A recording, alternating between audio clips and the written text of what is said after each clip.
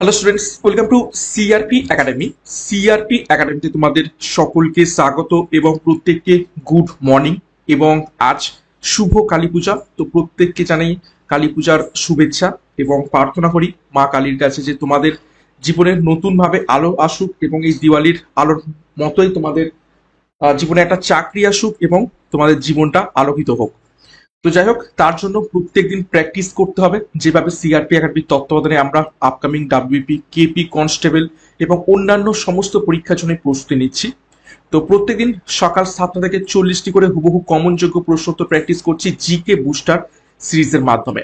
আজকে আমরা 6 নম্বর practice set করব। শুরু থেকে শেষ পর্যন্ত দেখবে খুবই গুরুত্বপূর্ণ কিছু প্রশ্নোত্তর রয়েছে। এবং সিআরপি একাডেমিতে নতুন হয়ে থাকলে চ্যানেলটিকে সাবস্ক্রাইব করে পাশের বেল আইকনটা প্রেস করে রাখবে। সাথে আমাদের অফিসিয়াল টেলিগ্রাম চ্যানেলে যুক্ত হয়ে যাবে, ডেসক্রিপশন বক্সে লিংক রয়েছে, বা টেলিগ্রামে গিয়েও সার্চ করতে পারো। সেখান থেকে এই সমস্ত ক্লাসের পিডিএফ, অন্যান্য বিষয়ভিত্তিক মক টেস্ট, সাপ্তাহিক কারেন্ট অ্যাফেয়ার্স এবং ফুল মক টেস্ট পেয়ে যাবে। ক্লাসটা শুরু করবো তার আগে গুরুত্বপূর্ণ ঘোষণা। আপকামিং তোমাদের কনস্টেবল পরীক্ষাকে লক্ষ্য করে 50 দিনের ক্র্যাশ কোর্স লঞ্চ করা হয়েছে এবং Kolkata police, West Bengal police sub inspector পরীক্ষাকে লক্ষ্য করে মেন্স ডেসক্রিপটিভ ব্যাচ কোর্সও লঞ্চ করা হয়েছে। তো যার যেটি প্রয়োজন রয়েছে সেই অনুযায়ী যোগাযোগ করো 9647553612 নাম্বারে। বিস্তারিত ডিসক্রিপশন বক্সে পেয়ে যাবে। তো ক্লাসটা শুরু করা যাক। দেখো, 1 নম্বর প্রশ্ন, পৃথিবীর নিম্নতর অঞ্চলের নাম কি? প্রত্যেকটা প্রশ্ন চলাকালীন চেষ্টা করবে নিজেরাই সঠিক উত্তরগুলো করার, এবং আমার উত্তরের সাথে তোমাদের উত্তর মেলাতে থাকবে। র্যাপিড ফায়ারের মাধ্যমে প্রশ্ন উত্তরগুলো চলবে, খুব তাড়াতাড়ি উত্তরগুলো করার চেষ্টা করবে। তো পৃথিবীর নিম্নতর অঞ্চলের নাম হয়ে যাবে অপশন সি, মারিয়ানা খাত। আর পামির মালভূমি, এটা হচ্ছে পৃথিবীর ছাদ নামে পরিচিত। পৃথিবীর ছাদ। নেক্সট দেখো অতিরিক্ত কিছু তথ্য। মারিয়ানা খাত প্রশান্ত মহাসাগরে অবস্থিত। এটি পৃথিবীর গভীরতম সামুদ্রিক অংশ। চ্যালেঞ্জারের যে গভীরতা, অর্থাৎ এই মারিয়ানা খাতের যে গভীরতা, সেটা হচ্ছে 11,034 মিটার। এটি গঠিত হয়েছে টেকটনিক প্লেট সঞ্চালনের ফলে। যুক্তরাষ্ট্রের অধীনস্থ গুয়ামের পূর্বে এটি অবস্থিত রয়েছে। 2 নম্বর প্রশ্ন, ফটোগ্রাফিক ক্যামেরায় কোন লেন্স ব্যবহার করা হয়?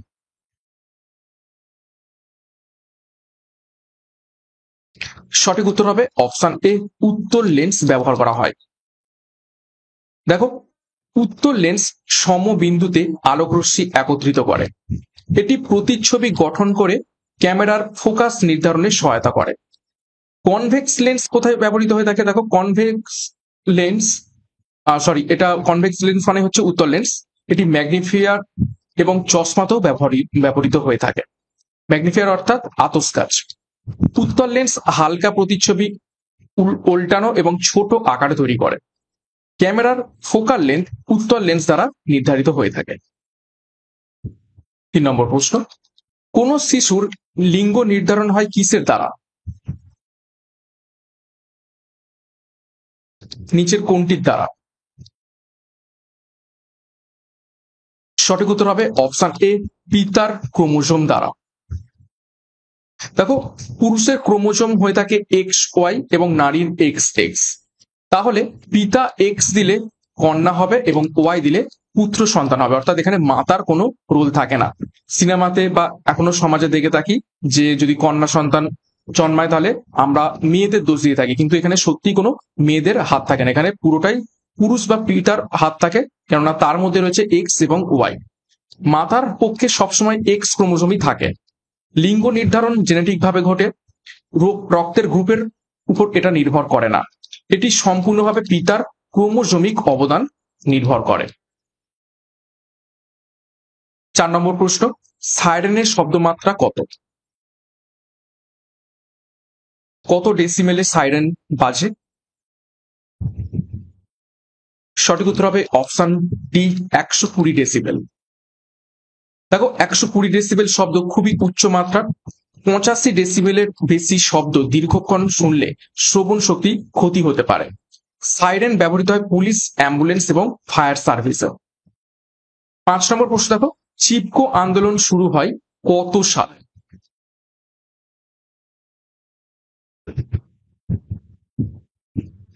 গুরুত্বপূর্ণ প্রশ্ন, বেশ কয়েকবার পরীক্ষাতে এসেছে। তো সঠিক উত্তর হবে অপশন এ, 1973 সালে চিপকো আন্দোলন শুরু হয়। দেখো এটি উত্তরাখণ্ডে, তৎকালীন উত্তরপ্রদেশ, ঠিক আছে, শুরু হয়। নেতৃত্ব দিয়েছিলেন সুন্দরলাল বহুগুণা এবং চণ্ডীপ্রসাদ ভাট। পরীক্ষায় প্রশ্ন আসে বিশেষ করে সুন্দরলাল বহুগুণার। এখানে নারীরা গাছকে জড়িয়ে ধরে বন কাটার প্রতিবাদ করেন, অর্থাৎ গাছকে জড়িয়ে ধরেছিল বলেই এই যে অভিযানের নাম ছিল চিপকো আন্দোলন। পরিবেশ সংরক্ষণ আন্দোলনের অন্যতম উদাহরণ। এটি নন ভায়োলেন্ট ইকো মুভমেন্ট হিসাবে বিশ্বজুড়ে পরিচিত। 6 নম্বর প্রশ্ন, গণপরিষদে কমিউনিস্ট পার্টির প্রার্থী সদস্য হিসাবে ছিলেন নিচের কোন ব্যক্তি?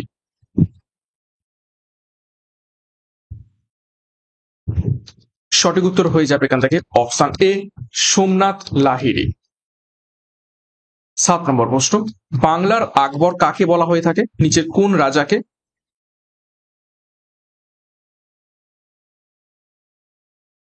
সঠিক উত্তর হবে অপশন বি, হুসেন শাহকে বাংলার আকবর বলা হয়ে থাকে।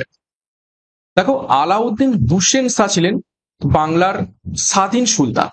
তার শাসনকাল ছিল 1494 থেকে 1519 সাল পর্যন্ত।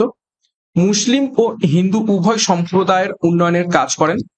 কবি বিজয়গুপ্ত এবং চণ্ডীদাস তার আমলে রচনা করেছিলেন। 8 নম্বর প্রশ্ন, প্রতি 1 ডিগ্রি দ্রাঘিমা অন্তর সময়ের পার্থক্য কত? ভিভিআই করবে, বেশ কয়েকবার পরীক্ষাতে এসেছে, খুবই ইম্পর্টেন্ট প্রশ্ন।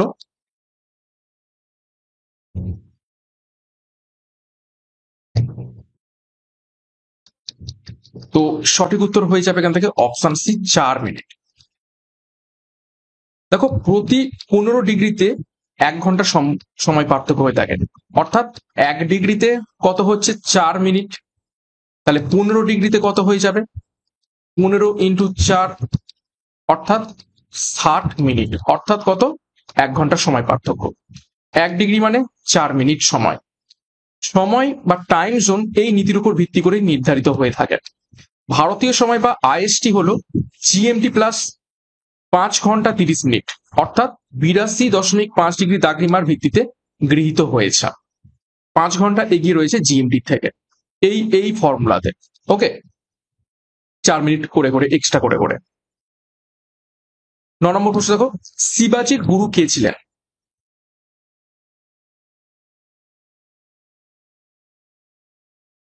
সঠিক উত্তর হবে অপশন বি, রামদাস ছিলেন শিবাজির গুরু। দেখো রামদাস ছিলেন শিবাজির আধ্যাত্মিক গুরু। তিনি মারাঠা জাতীয়তাবাদের এক বড় অনুপ্রেরণা ছিলেন। রচনা করেন দাসবোধ নামক ধর্মগ্রন্থ। শিবাজি তার উপদেশে উৎসাহিত হয়ে হিন্দু রাজ প্রতিষ্ঠায় আত্মনিয়োগ করেছিলেন।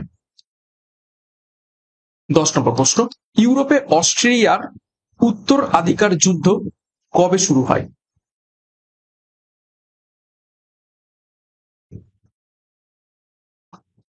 সঠিক উত্তর হবে অপশন সি, 1740 সালে। দেখো যুদ্ধ শুরু হয় 1740 সালে মারিয়া থেরেসের উত্তরাধিকারের বিরোধ নিয়ে।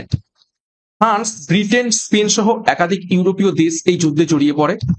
এই যুদ্ধের একটি ধাপই 7 ইয়ার্স ওয়ার নামে পরিচিত রয়েছে। যুদ্ধ 1448 সালে আচ্ছেনের চুক্তির মাধ্যমে শেষ হয়। 11 নম্বর প্রশ্ন, ফেবোস এবং ডিমোস এই উপগ্রহ দুটি কোন গ্রহের? খুবই খুব ইম্পর্টেন্ট, বেশ কয়েকবার পরীক্ষাতে এসেছে, স্টার মার্ক করবে। যেগুলো ইম্পর্টেন্ট সেগুলো আমি স্টার মার্ক করিয়ে দিচ্ছি। তো সঠিক উত্তর হয়ে যাবে অপশন এ, মঙ্গল। শনির উপগ্রহের নাম কি? বৃহত্তম উপগ্রহ সেটা হচ্ছে টাইটান। ওকে, আর বৃহস্পতির উপগ্রহ এই গোটা সৌরজগতের মধ্যে সব থেকে বৃহত্তম, যেটার নাম হচ্ছে কি গ্যানিমেড। এতটাই বড় যে পৃথিবীর থেকেও বড় বৃহস্পতির উপগ্রহ। দেখো ডিটেলসে এই ফেবোস এবং ডিমোসের সম্পর্কে। এদের নাম এসেছে গ্রিক পৌরাণিক কাহিনী থেকে, হয় অর্থাৎ ফেবোস এবং আতঙ্ক ডিমোস থেকে। ফেবোস বৃহত্তর এবং মঙ্গল গ্রহের খুব কাছাকাছি কক্ষপথে ঘোরে। এগুলো অনিয়মিত আকারের, হয়তো গ্রহাণু থেকে উৎপত্তি, অর্থাৎ একদম পারফেক্ট যে গোল সেরকমটা নয়।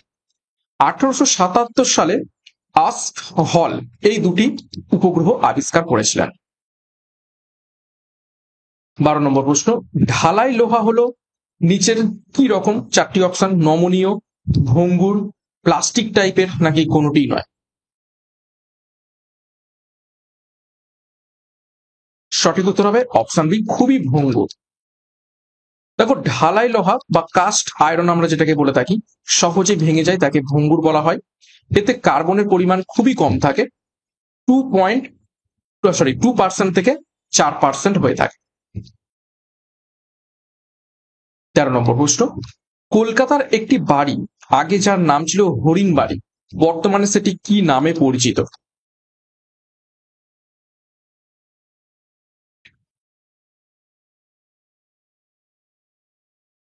সঠিক উত্তর হয়ে যাবে অপশানে ভিক্টোরিয়া মেমোরিয়াল হল নামে পরিচিত রয়েছে হরিণ বাড়ি। 14 নম্বর প্রশ্ন, সৌরচুল্লি ব্যবহার করে কত তাপমাত্রা পর্যন্ত উষ্ণতা বৃদ্ধি করা সম্ভব?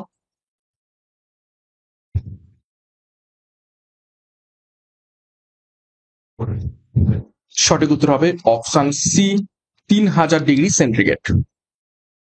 15 নম্বর প্রশ্ন দেখো, ভারতীয় অধিকার কতটি? অর্থাৎ এটা কি, কোন অধিকারের কথা বলা হচ্ছে? মৌলিক অধিকার। কতগুলো মৌলিক অধিকার রয়েছে? সঠিক উত্তর হবে অপশানে 6টি। দেখো, এগুলো হলো সমতার অধিকার, স্বাধীনতার অধিকার, শোষণ বিরোধিতার অধিকার, ধর্মীয় স্বাধীনতার অধিকার, সাংস্কৃতিক অধিকার এবং সংবিধান প্রতিকারের অধিকার। মূলত অংশ 3 অর্থাৎ পার্ট 3-তে 12 থেকে 35 নম্বর আর্টিকেলের মধ্যে এই মৌলিক অধিকারের উল্লেখ রয়েছে। রাইট টু এডুকেশন 86তম সংশোধনের, যেটা শিক্ষার অধিকার হিসাবে নিয়োজিত হয় কত সালে? 2002 সালে। ফান্ডামেন্টাল রাইট সংরক্ষণে সুপ্রিম কোর্টে মামলা করা যায়। সুপ্রিম কোর্টে কত নম্বর আর্টিকেল পরীক্ষায় প্রশ্ন আসে? সেটা হবে সুপ্রিম কোর্টে 32 নম্বর আর্টিকেল। আর হাইকোর্টে সেটা হয়ে যাবে 226 নম্বর আর্টিকেল। ওকে। 16 নম্বর প্রশ্ন, রাজ্যসভার সদস্য পদ লাভ করতে হলে ন্যূনতম কত বছর বয়সের প্রয়োজন?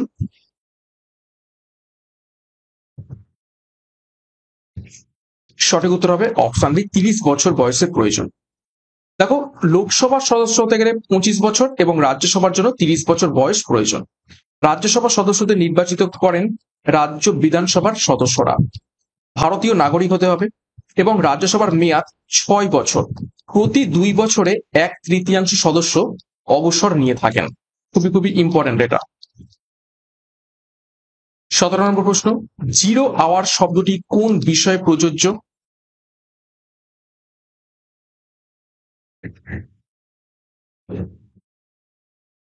সঠিক উত্তর হবে অপশন ডি। ভারতীয় সংসদে প্রশ্নোত্তর পর্বের পরেই যে পর্ব হয়ে থাকে সেটি হচ্ছে জিরো আওয়ার। তো জিরো আওয়ারকে একটু ডিটেলস দেখে নিই।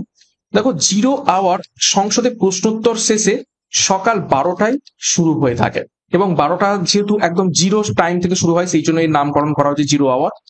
এতে সংসদ সদস্যরা তাৎক্ষণিক গুরুত্বের বিষয় উত্থাপন করতে পারেন।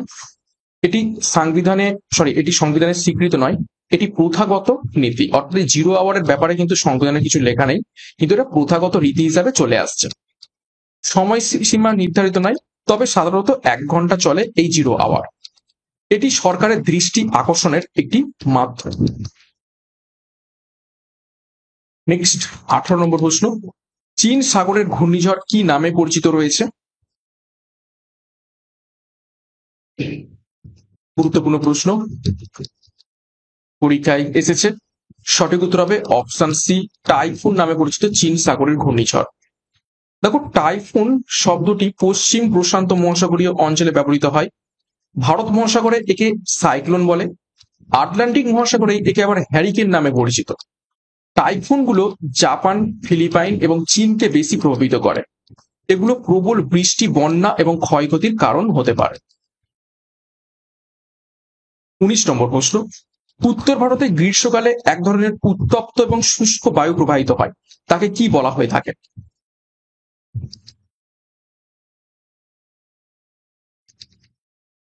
সঠিক উত্তর হবে অপশন ডি, লু বলা হয়। দেখো, লু হলো মে জুন মাসে উত্তর ভারতে প্রবাহিত হওয়া তীব্র গরম বাতাস। উচ্চ তাপমাত্রা এবং কম আর্দ্রতার কারণে ডিহাইড্রেশন হয়। গ্রীষ্মে লু থেকে বাঁচতে পর্যাপ্ত জল পান করা জরুরি এবং এটি সাধারণত পশ্চিম থেকে পূর্ব দিকে প্রবাহিত হয়। 20 নম্বর প্রশ্ন, বায়ুচাপের তারতম্যের কারণ কি?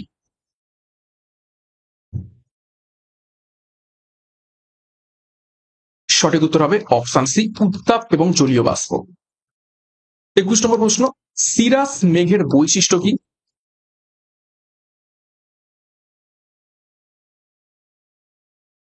সঠিক উত্তর হবে অপশন এ, এতে বৃষ্টিপাত হয় না এই মেঘে। দেখো, সিরাস মেঘ খুব হালকা এবং পাতলা হয়, সাধারণত উচ্চ স্তরে অর্থাৎ 20,000 থেকে 40,000 ফুটে এটি দেখতে পাওয়া যায়। এতে বৃষ্টিপাত হয় না, তবে আবহাওয়ার পরিবর্তনের সংকেত দেয়। এটি বরফ কণা দ্বারা গঠিত হয়ে থাকে। সূর্যের চারপাশে হ্যালো তৈরিতে এই সিরাস মেঘের অবদান রয়েছে। 22 নম্বর প্রশ্ন, ভূমিকম্পের তীব্রতা মাপার যন্ত্র হলো নিচের কোনটি?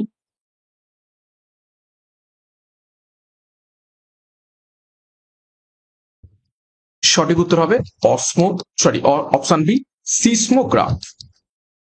দেখো, রিক্টার স্কেলে তীব্রতার পরিমাপ করে এবং সিসমোগ্রাফ কম্পন ধারণ করে, অর্থাৎ কোন স্কেলে তীব্রতা পরিমাপ করা হয় সেটা হচ্ছে রিক্টার স্কেলে, এবং কোন যন্ত্রের মাধ্যমে সেটা হচ্ছে সিসমোগ্রাফ যন্ত্রের মাধ্যমে। 23 নম্বর প্রশ্ন, ইকোনমিক ড্রেন থিওরির প্রবক্তা নিচের কোন ব্যক্তি?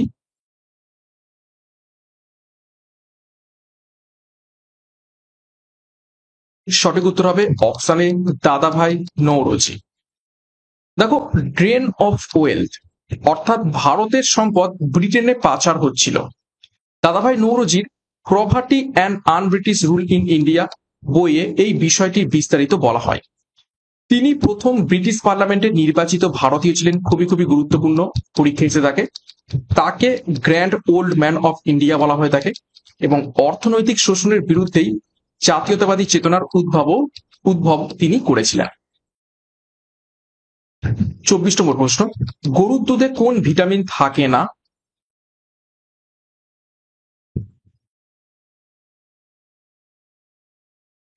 সঠিক উত্তর হবে option C, vitamin C. Vitamin C এর রাসায়নিক নাম কি পরীক্ষায় আসে? As করবিক acid. 25 নম্বর প্রশ্ন, পঞ্চনদীর দেশ কাকে বলা হয়ে থাকে? নিচের কোন রাজ্যকে? সঠিক উত্তর দেখে নাও, অপশন সি, পাঞ্জাবকে। দেখো ডিটেলসে, 5টি নদী কি কি, কেন পঞ্চনদীর দেশ বলা হয়? 5টা নদী নিশ্চয়ই বুঝতে পারছো, সেটা হচ্ছে ঝিলাম, চেনাব, রাভি, বিয়াস এবং শতদ্রু। এই অঞ্চল ঐতিহাসিকভাবে সিন্ধু সভ্যতার অংশ। পাঞ্জাব ভারত পাকিস্তানের সীমান্তবর্তী রাজ্য। প্রাচীনকালে এটিকে সপ্ত সিন্ধু নামে ডাকা হতো। সিন্ধু এবং তার 6টা ট্রিবিউটারি নদী এই জায়গার উপর থেকে প্রবাহিত হয়েছে, সেই জন্য সপ্ত সিন্ধু নামে পরিচিত। অন্যভাবে পঞ্চনদীর দেশও বলা হয়ে থাকে। 26 নম্বর প্রশ্ন, কোন সম্রাটের আমলে রাজস্ব বিভাগের করণিকদের কারকুন বলা হতো?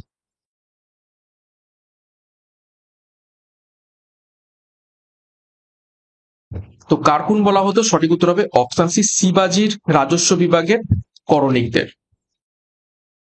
দেখো, মারাঠা শাসক শিবাজি প্রশাসনে কারকুন ছিলেন হিসাবরক্ষক। তারা রাজস্ব সংগ্রহ এবং খরচের হিসাব রাখতেন। কারকুনরা মারাঠা সাম্রাজ্যের মূল প্রশাসনিক স্তম্ভ ছিল। চৌথ এবং স্বদেশমুখী কর আদায়ের ব্যবস্থা চালু করেছিলেন এই শিবাজি, এবং শিবাজি রাজস্ব ব্যবস্থায় মুকাদ্দম, দেশমুখ ইত্যাদিও ছিল। 27 নম্বর প্রশ্ন, আধুনিক চীনের জনক কাকে বলা হয়ে থাকে?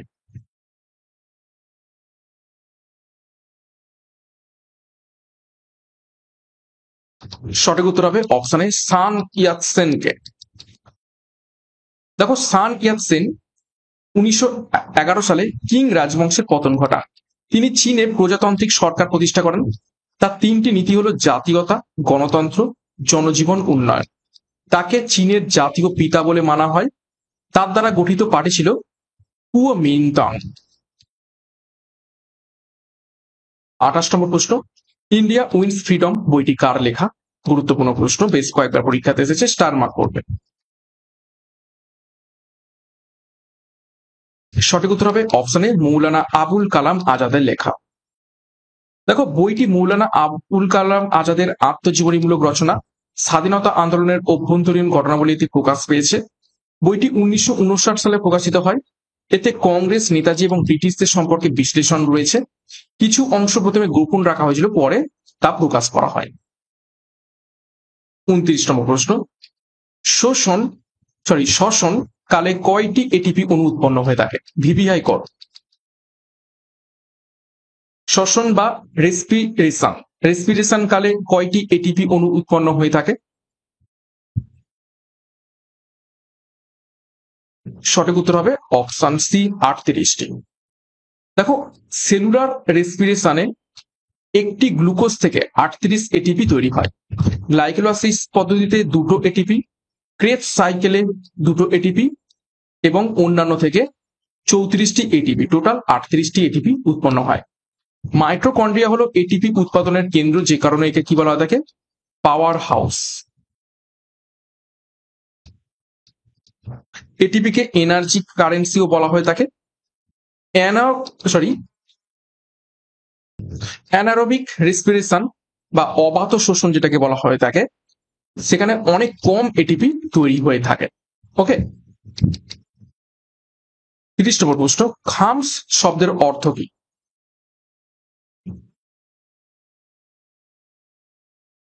তো সঠিক উত্তর হয়ে যাবে অপশন এ, যুদ্ধের লুণ্ঠিত দ্রব্য। দেখো খামস শব্দটি আরবি খমস থেকে এসেছে, অর্থাৎ 1/5 অংশ। ইসলামিক শাসনে যুদ্ধলব্ধ সম্পদের 1/5 রাজভান্ডারে যেত। এটি মুঘল প্রশাসনেও প্রয়োগ করা হতো। অনেক সময় এটি ধর্মীয় প্রতিষ্ঠানে দান করা হতো। এটি শাসকদের অর্থনৈতিক আয় ছিল। 31তম প্রশ্ন, অর্থনীতির জনক কাকে বলা হয়ে থাকে?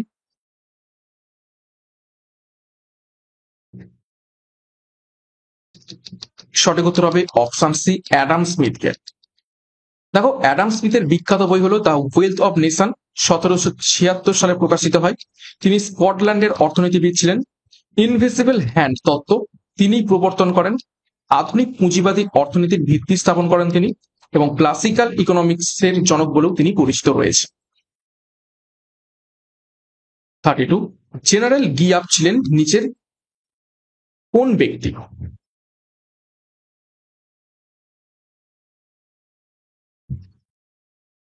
সঠিক উত্তর হবে অপশনে ভিয়েতনামি সেনানায়ক। দেখো পূর্ণ নাম ভ নিয়াম গিয়াপ। তিনি হোচি মিনের ঘনিষ্ঠ সহচর ছিলেন। ফরাসি এবং আমেরিকানদের বিরুদ্ধে যুদ্ধে নেতৃত্ব দেন। ডিএন বিএন ফু যুদ্ধে, যেটা 1954 সালে হয়েছিল, গুরুত্বপূর্ণ ভূমিকা পালন তিনি করেছিলেন। ভিয়েতনাম যুদ্ধের কিংবদন্তি কৌশলবিদ ছিলেন তিনি। 33, স্নেহ পদার্থের ক্যালোরি মূল্য কত?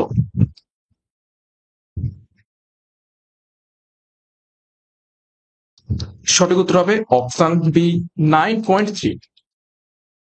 দেখো প্রতি গ্রাম ফ্যাট বা স্নেহ পদার্থ থেকে 9 ক্যালোরি প্রায় পাওয়া যায়, 9.3। কার্বোহাইড্রেট এবং প্রোটিন থেকে 4 ক্যালোরি প্রতি গ্রাম থেকে পেয়ে থাকি, এটা 4। ওকে, শরীরে শক্তির প্রধান উৎস এবং স্নেহ দ্রবীভূত ভিটামিন হলো vitamin A, vitamin D, vitamin E এবং ভিটামিন কে। 34, দুদু মিয়া কোন আন্দোলনের নেতা ছিলেন?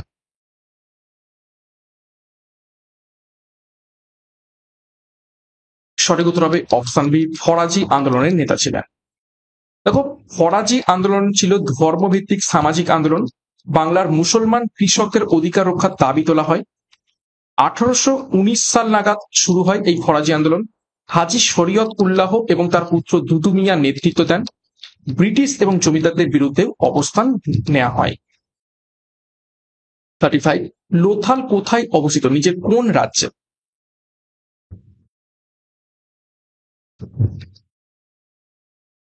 সঠিক উত্তর হবে অপশন বি, গুজরাটে। দেখো লোথাল ছিল সিন্ধু সভ্যতার অন্যতম বন্দর নগর, পোর্ট সিটি। এখানে রয়েছে প্রাচীন ডকইয়ার্ডের নিদর্শন। খ্রিস্টপূর্ব 2400 সালের পূর্ববর্তী সময়ের এই সভ্যতা সুশৃঙ্খল নিকাশি ব্যবস্থার নিদর্শন এখানে মেলে। এখানে মোহ, সরঞ্জাম এবং অলংকার পাওয়া গেছে। বিশেষ করে ডকইয়ার্ড এবং বন্দর শহর খুবই খুবই ইম্পর্টেন্ট দুটো পয়েন্ট। 36 নম্বর প্রশ্ন, অ্যানকোনা কোথায় অবস্থিত? নিচের কোন দেশে?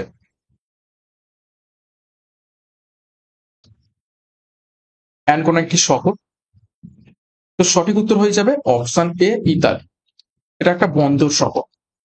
দেখো, ইতালির পূর্ব উপকূলের সমুদ্র বন্দর হচ্ছে এই অ্যানকোনা। অ্যাড্রিয়াটিক সাগরের পাশে অবস্থিত। ঐতিহাসিক এবং প্রাচীন রোমান বন্দর এটি। বাণিজ্য এবং পর্যটনের জন্য গুরুত্বপূর্ণ। 37, দ্বিসংকর জননের ফলাফল নিচের কোনটি? স্টার মার্ক করবেন, বিজ্ঞানের উপর থেকে প্রশ্ন। কোন অনুপাতে দ্বিসংকর জননের ফলাফল আমরা পেয়ে থাকি? সঠিক উত্তর হবে অপশন এ, 9:3:3:1। 38 নম্বর প্রশ্ন, কোনটি প্রাথমিক বর্ণ নয়? প্রাইমারি কালার নয় কি কোনটি? আমরা কি জানি? আর জিবি, রেড, গ্রিন, ব্লু, এই তিনটে হচ্ছে কি আর জিবি। তো কোনটা নয়? অপশন বি, কমলা। দেখো, প্রাথমিক রং লাল, নীল, সবুজ। কমলা হচ্ছে লাল এবং হলুদ মিশ্র রং, তাই রং চক্র অনুযায়ী কমলা হলো সেকেন্ডারি রং। 39, ভারতের প্রাচীনতম সাহিত্য নিচের কোনটি? ইজি প্রশ্ন। তো সঠিক উত্তর হবে অপশন ডি, ঋগ্বেদ। দেখো, 1500 খ্রিস্টপূর্বেরও পূর্ববর্তীকালের গ্রন্থ, মোট 10টি মণ্ডলে বিভক্ত, 1028টি স্তোত্র রয়েছে ঋগ্বেদে, বৈদিক সংস্কৃত ভাষায় রচিত এবং হিন্দু ধর্মের 4টি বেদের মধ্যে সব থেকে প্রাচীনতম। 40 নম্বর প্রশ্ন, 2011 সালে পশ্চিমবঙ্গের চালু পাট কলের সংখ্যা ছিল কতগুলি?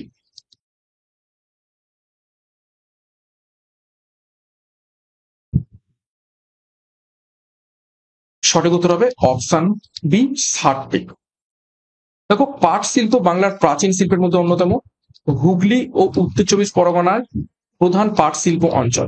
1950 থেকে 70 সালে পাটকলের সংখ্যা ছিল সব থেকে বেশি। 2011 সালের পর থেকে বহু পাটকল বন্ধ হয়ে গেছে। 2011 সালের পর থেকে শুধু পাটকল কেন, অনেক কিছুই বন্ধ হয়ে গেছে। কেন্দ্রীয় সরকারের জুট প্যাকেজিং অ্যাক্ট প্রয়োগ হয়।